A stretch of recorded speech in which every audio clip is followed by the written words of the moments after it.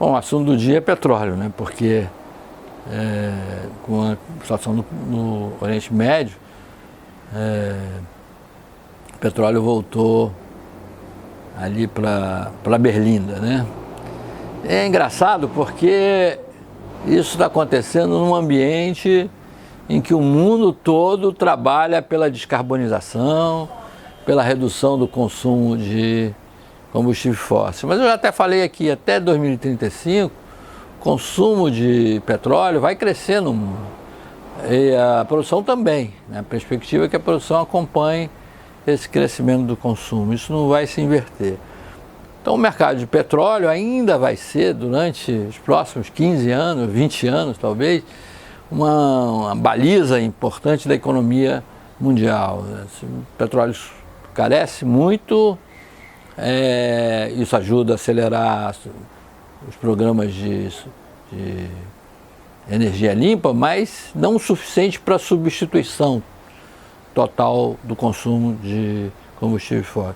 Então isso afeta todo as cadeias produtivas, porque é a base do transporte, né? Caminhão, ferrovia, navio, até avião usa combustíveis fósseis, num percentagem ainda muito grande.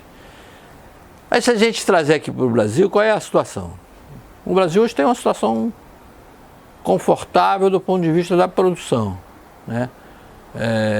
Praticamente todo o petróleo que a gente usa, petróleo bruto, é produzido no Brasil. A gente importava muito petróleo ainda saudita, petróleo leve, para fazer lubrificante, mas até com as mudanças que estão sendo feitas nas refinarias, nas fábricas de lubrificantes da Petrobras, o petróleo leve ou médio do pré-sal já atende a essas especificações e aos poucos a gente praticamente não precisa muito de importar petróleo.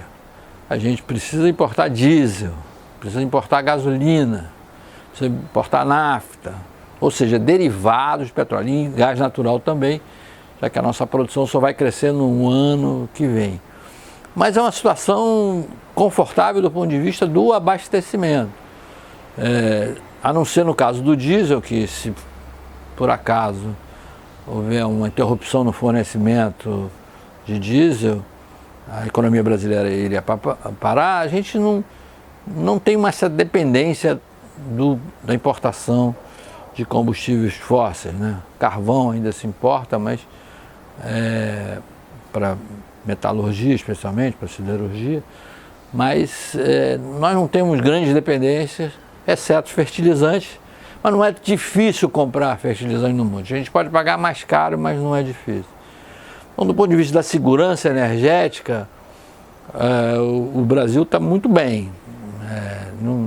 Não temos uma situação de vulnerabilidade como já tivemos no passado.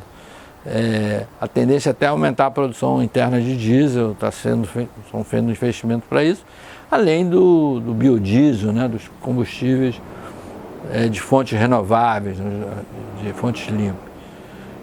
Então, impacto terá pelo preço. O Brasil pode bancar um subsídio ao preço do petróleo. Por exemplo, proibindo a exportação do petróleo para forçar a venda no mercado interno. Porque a gente tem que acompanhar o preço internacional por isso, porque quem produz petróleo no Brasil hoje tem a opção de exportar. Você não é obrigado a vender no mercado interno.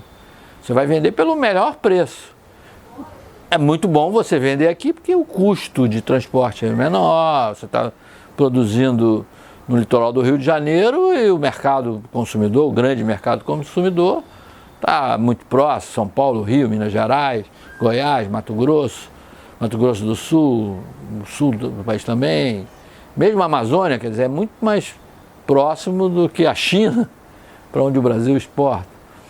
Então, nessa questão da segurança energética, o conflito no Oriente Médio não chega a ser tão terrível, assim, não pode provocar impactos tão terríveis para a economia brasileira, a não ser que os preços disparem, mas eu acho que isso não vai acontecer.